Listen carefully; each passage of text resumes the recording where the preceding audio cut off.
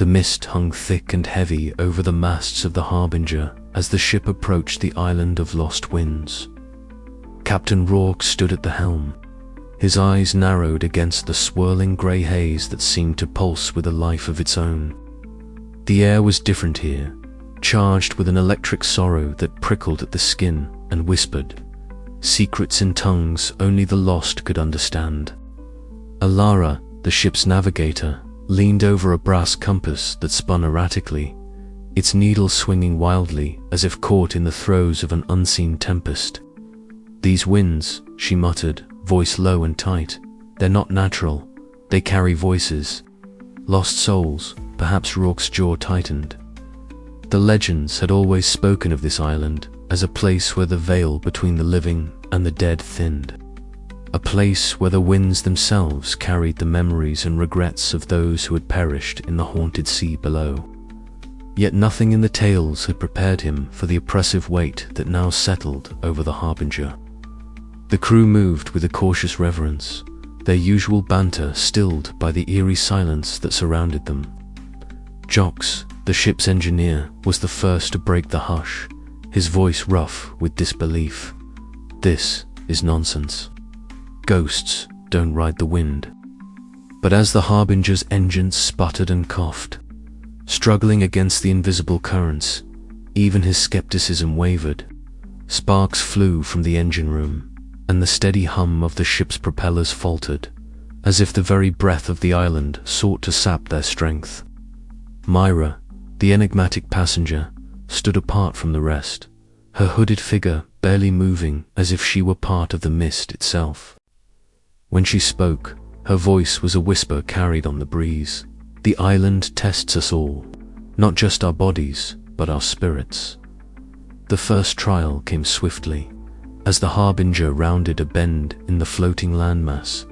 Ghostly figures emerged from the fog, translucent sailors, their faces twisted in silent anguish, reaching out with hands that seemed to pass through solid air. The crew froze, hearts pounding as the ethereal forms circled the ship, their mournful wails a haunting symphony that echoed in the minds of all aboard. Rourke gripped the railing, struggling to steady his breath. "Hold fast," he commanded, voice firm despite the chill crawling up his spine. "They're the lost. We honor them by pressing on." Ilara nodded, eyes shining with grim determination. "We can't let their despair undo us." But the island's curse was relentless. Whispers slithered through the rigging, planting seeds of doubt and fear. Old regrets surfaced like specters in the night. Rourke's reckless decisions, Ilara's failures to save those she once guided, Jox's doubts that he was more a liability than an asset. Even Myra's cryptic silence seemed to fracture under the weight of the island's sorrow. The Harbinger's crew found themselves tested beyond the physical realm. Night after night, the winds carried visions, moments from their pasts, twisted into nightmares, accusing and unforgiving. Trust frayed at the edges as the curse sought to unravel the fragile bonds they had forged. Yet it was in these darkest hours that Rourke's leadership truly shone. Gathering the crew in the cramped galley, his voice was steady and resolute. "We carry a burden none chose, but together we can bear it. This helm may doom us, but it will not break us." Mira stepped forward, revealing shards of the helm's tortured history, how it had doomed entire fleets, how its curse fed on fear and division. Yet she spoke also of hope, of a path through the storm, if only they could hold fast to one another. The dawn broke over the island like a fragile promise. The winds, once howling with spectral voices, softened to a mournful sigh. The Harbinger's engines roared back to life, and the crew, though weary and scarred, stood united. As they set sail from the island of Lost Winds, the ghosts of the past seemed to recede, but their lessons lingered. Rourke knew the journey ahead would demand more than courage. It would require sacrifice, trust, and an unyielding will to defy the curse that shadowed the ghost helm. Yet beneath the weight of the lost souls and the whispering winds, a single truth held firm. Redemption was still within reach, if only the crew could weather the storm together. The Harbinger cut through the mist, sails full and spirits steeled, but the island's lingering chill in their bones was a reminder the winds of fate were ever unpredictable, and the cost of failure was a price none dared to pay again. And so they sailed onward into the unknown, where the next trial awaited just beyond the horizon, and the true test of their resolve was yet to come. The cramped mess hall felt smaller than ever as voices rose in a cacophony of suspicion and fear. Lantern light flickered against the wooden walls, casting long, jittery shadows that danced across faces etched with worry. Captain Rourke stood at the center, his eyes sharp beneath a furrowed brow, listening to the heated exchange. The accusation that lingered unspoken was like a poison in the air. There was a traitor among them. Alara slammed a fist onto the rough-hewn table, her sharp voice cutting through the din. Sabotage isn't an accident. Someone's been tampering with the engine. We're lucky the Harbinger's still in one piece. Her gaze swept over the crew, lingering on Joran, the burly man who shifted uneasily in the corner. Finn's restless eyes darted from face to face, his voice low and tense. If the Helm's curse doesn't finish us, treachery might. We can't afford to unravel now. Rourke's mind churned. The mission was already burdened with peril, the cursed ghost helm weighing heavily on their fate. Now, internal betrayal threatened to tear them apart before they could even face the dangers of the skies.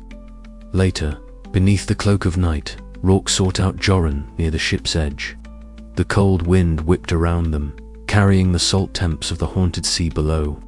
Stars hid behind heavy clouds, leaving darkness to swallow their confrontation. Why, Joran? What's the price of your betrayal? Rourke's voice was grave, but steady. Joran's scarred face twisted with desperation and remorse. They promised me safety. Coin, a place where the curse won't follow.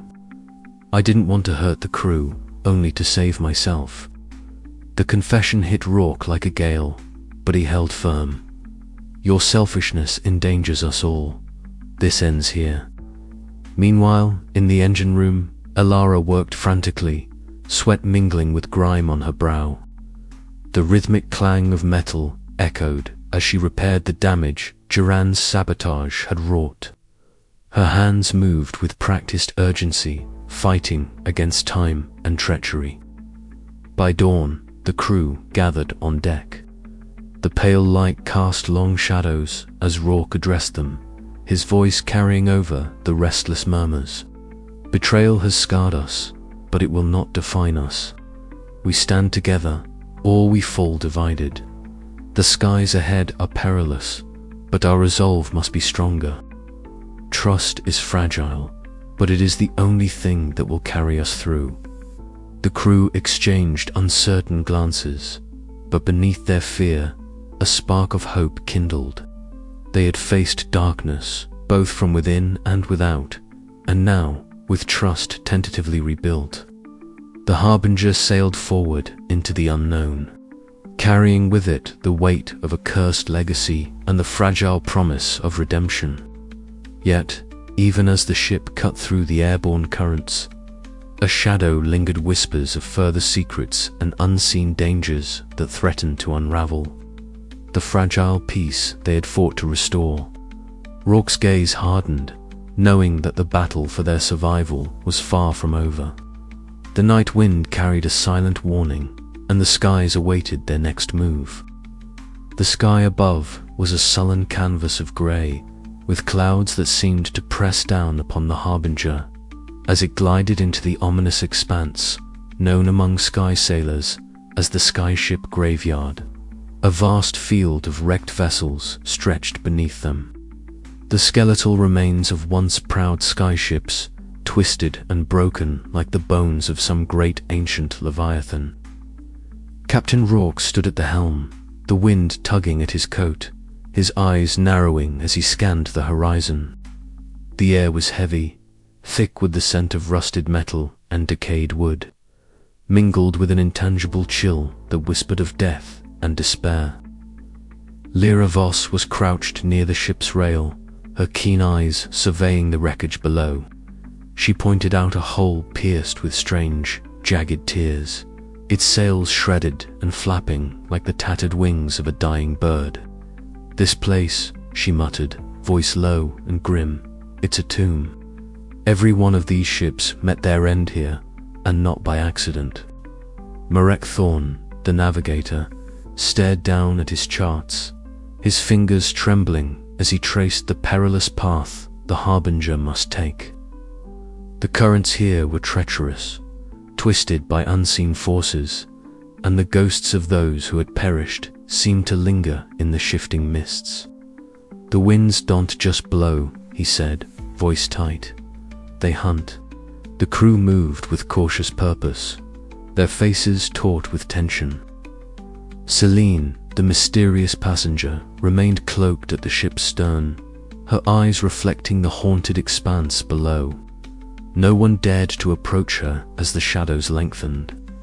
Suddenly, Lyra called out, "Captain!" Over here, Rourke hurried to her side, peering down at a half-buried helm wedged among the wreckage. The metal was cold and etched with the same eerie symbols as the ghost helm they carried. A chill ran down Rourke's spine as he recognized the cursed artifact, tarnished with age and encrusted with salt. "This was one of them," Rourke whispered, his voice thick with dread.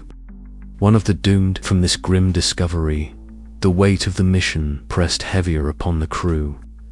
Mechanical failures began to plague the Harbinger.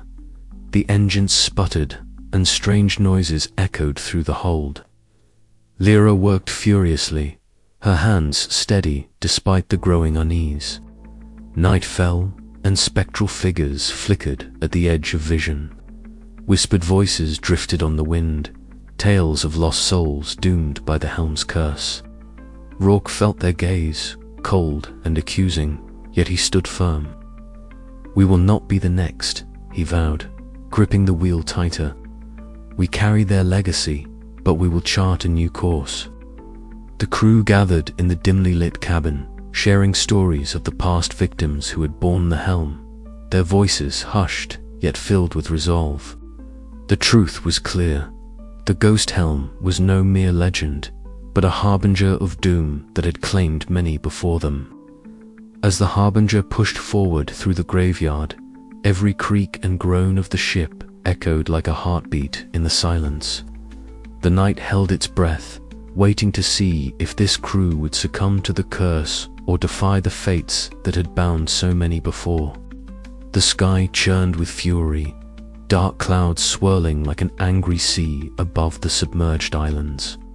The wind roaring with a voice that seemed to tear at the very fabric of the Harbinger's sails. Captain Rourke gripped the helm with white-knuckled determination, his coat flapping violently in the tempestuous gale. Rain lashed his weather-beaten face, stinging like 1,000 needles, but his gaze did not waver from the roiling horizon. Around him, the crew fought to keep the battered ship steady, shouting commands over the cacophony of wind and thunder. Myra, the ship's engineer, crouched near the engine room hatch, her hands working feverishly to reinforce the failing mechanisms that strained under the relentless assault. "These currents, they've never been this violent," she yelled, voice sharp with urgency. "The helm's curse is tightening its grip. If we don't find a way through, the Harbinger won't last the night." Rourke's eyes flickered with grim resolve. The ghost helm, resting in its guarded chamber, pulsed faintly with an otherworldly light, as if feeding off the storm's wrath. He knew that conventional navigation was no longer enough. They needed help beyond mortal skill. The very winds that threatened to tear them apart must become their allies. As the Harbinger pitched and shuddered, Rourke made his decision. Retreat was impossible. The cursed voyage must press on. He descended below deck to the ship's cabin, where the air grew thick with tension and whispered fears. The lanterns cast flickering shadows on the wood-paneled walls, and the helm itself seemed to throb with a sinister pulse. Closing his eyes, Rourke reached out with a silent plea, summoning the ancient forces that governed the airborne currents. The cabin grew icy cold, and a faint breeze stirred the curtains despite the sealed windows. Then, as if answering his summons, the wind spirits manifested, swirling eddies of shimmering blue and silver light, their forms ephemeral and shifting like smoke caught in a gale. A voice, both melodic and haunting, whispered through the room. "Why do you call mortal? The skies are no place for weakness or folly." Rourke met the spirit's gaze, or what passed for eyes in their swirling forms. "I seek passage through the tempest," he declared, voice steady though his heart raced. "My ship carries a burden, cursed and heavy. Without your aid, we will perish in the storm. Help us, and I will offer what you desire in return." The spirits twisted and danced, their whispers rising in an eerie chorus. "A pact must be forged, Captain. The skies demand balance. What will you give to sway the winds?" Rourke hesitated only briefly before answering. "I offer the promise of respect and passage through the endless currents, and a share in the fate of the Helm's curse." His words hung in the air, weighty and irrevocable. The cabin filled with a sudden gust of wind, swirling papers and extinguishing candles. The spirits' forms glowed brighter, their voices melding into a solemn chant. "So be it. The winds shall carry you through the perilous paths, but beware, the bond you forge tightens the helm's hold." Emerging back onto the deck, Rourke found the sky transformed. The violent gale had softened to a gentle breeze, the dark clouds parting to reveal glimpses of starlight. The Harbinger glided smoothly through the once turbulent currents, the air alive with a strange, almost sacred calm. Yet beneath the relief, a chilling sense of foreboding settled over the crew. Mira approached Rourke quietly, her brow furrowed. "Captain, something's wrong. The ship vibrates differently, and the helm, it hums with a deeper power. This pact is a double-edged sword." Rourke nodded grimly, feeling the weight of the bargain. The winds now carried them safely, but at a cost not yet fully revealed. As the Harbinger sailed onward, the shadows of the curse crept ever closer, and the true price of their alliance awaited in the skies ahead. The night deepened, and somewhere beyond the horizon, the elemental forces watched, patient and unyielding. The pact was made, but the story of the ghost helm was far from over. And as the Harbinger cut through the calm air, a faint whisper echoed on the Windan omen, and a promise that the skies held secrets darker than any storm could unleash. The morning light crept slowly over the horizon, spilling gold and pale pink hues across the endless expanse of airborne currents that cradled the skyship Harbinger. The ship's timbers creaked softly as the gentle swell of the currents shifted beneath her, a living breath holding them aloft between the submerged islands. On the upper deck, Captain Rourke stood alone, the weight of his past pressing on his broad shoulders like the heavy coat he wore. His eyes, sharp and grey, scanned the horizon with a mixture of regret and resolve. "I was a fool," he began, voice roughened by years of unspoken remorse. "The sea breaker was my command, my pride, but one reckless decision shattered it all. A storm caught me unprepared, and men died because I failed to heed the warnings." The deck beneath him groaned as if in reply, the distant cries of seabirds mingling with the whispering wind. The crew gathered nearby, drawn by his confession, their faces a mixture of sympathy and guarded judgment. Among them, Myra, the navigator, shifted uneasily, her sharp green eyes flickering with a pain she kept closely guarded. Later, in the cramped navigator's quarters, Myra unfolded a worn chart, edges frayed and stained from years of use. Her fingers trembled slightly as she traced the lines marking the treacherous currents they would soon face. "I was responsible," she admitted quietly, voice barely above the rustle of parchment. "A miscalculation that cost lives. The currents shifted unexpectedly, and I led the crew into danger. Since then, I've carried that guilt like a shadow." The room was dim, the flickering lantern casting long shadows on the walls, the distant thunder of the haunted sea serving as a grim reminder of the forces they defied. Her confession hung heavy in the stale air, a secret shared only with the ghosts of the past. Down below, in the engine room, Joss wiped soot and sweat from her brow, her hands steady despite the grime. The hiss of steam and clank of metal filled the space, punctuating her sharp words as she confronted the legend of the ghost Helm. "I don't believe in curses," she snapped, voice edged with frustration. "Superstition has no place in the workings of this ship." "But," she paused, eyes narrowing, "I can't deny the strange things that have happened since we took on that cursed cargo." Her skepticism was a shield, a defiant stand against the growing unease that crept among the crew. Yet beneath the sharp tongue lay a heart burdened by past failures and a fierce loyalty to the Harbinger and its mission. In the shadowed cabin, Silas sat motionless, the flickering candlelight casting eerie shapes on the walls. His icy blue eyes reflected secrets as old as the submerged world itself. Finally, breaking the heavy silence, he spoke in measured tones. "The ghost Helm is not merely a curse," he said, his voice a whisper carried on the cold wind that moaned through the rigging.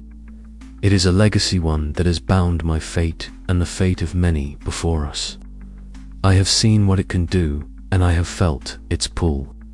His cryptic revelations unsettled the crew, stirring questions that none dared to voice aloud.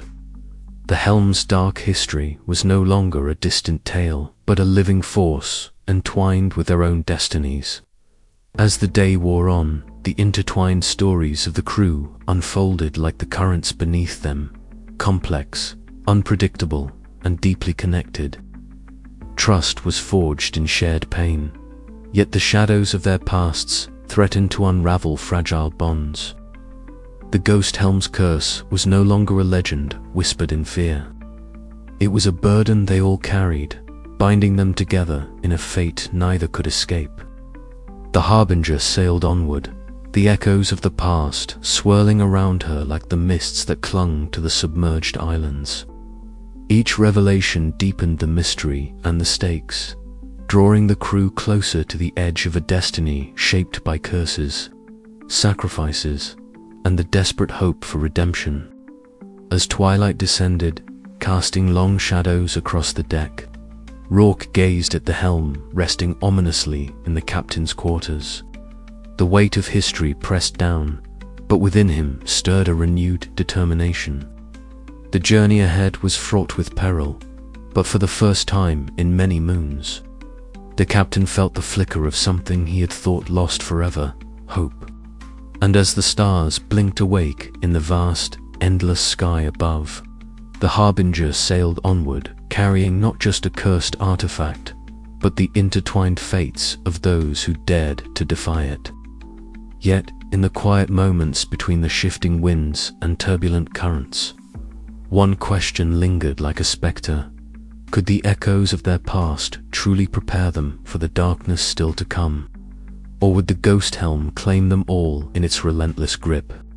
The answer waited beyond the horizon, where the submerged world whispered secrets only the brave or the damned would ever know.